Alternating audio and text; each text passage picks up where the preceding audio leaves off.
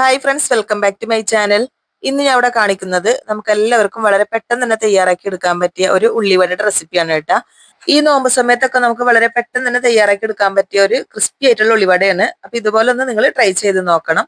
Video എല്ലാവരും skip ചെയ്യാതെ തന്നെ ഒന്ന് കാണാൻ ശ്രമിക്കണേ.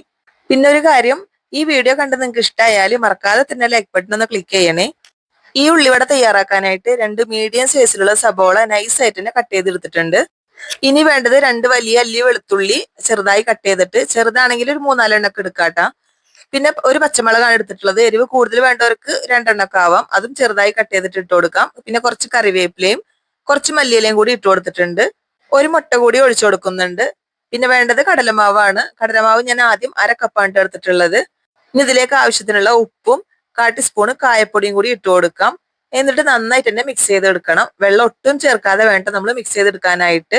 അപ്പൊ കടലമാവ് ഇത് പോരാതെ വന്നിട്ടുണ്ട്, അതുകൊണ്ട് ഞാൻ 1/2 കപ്പും കൂടി ഇട്ട് കൊടുക്കുന്നുണ്ട് കേട്ടാ. ഇതും കൂടി ഇട്ട് കൊടുത്തതിന് ശേഷം നന്നായിട്ട് തന്നെ മിക്സ് ചെയ്തെടുക്കണം. അപ്പൊ ടോട്ടലി 1 കപ്പ് കടലമാവാണ് എനിക്ക് ഇതിലേക്ക് ആവശ്യമായിട്ടുള്ളത്. 2 സബോളയിലേക്ക് 1 കപ്പ് കടലമാവാണ് ഞാൻ എടുത്തിട്ടുള്ളത്.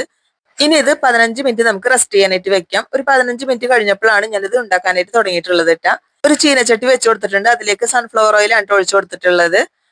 ഇനി നമ്മൾ മിക്സ് ചെയ്ത് വെച്ചിട്ടുള്ള ബജിയുടെ മാവ് എങ്ങനെയെന്ന് നോക്കാം. കണ്ടില്ലേ, ഇതുപോലെ ആവും നമുക്ക് ഈ 15 മിനിറ്റ് റെസ്റ്റ് ചെയ്ത് കഴിഞ്ഞാൽ കിട്ടുന്നത്.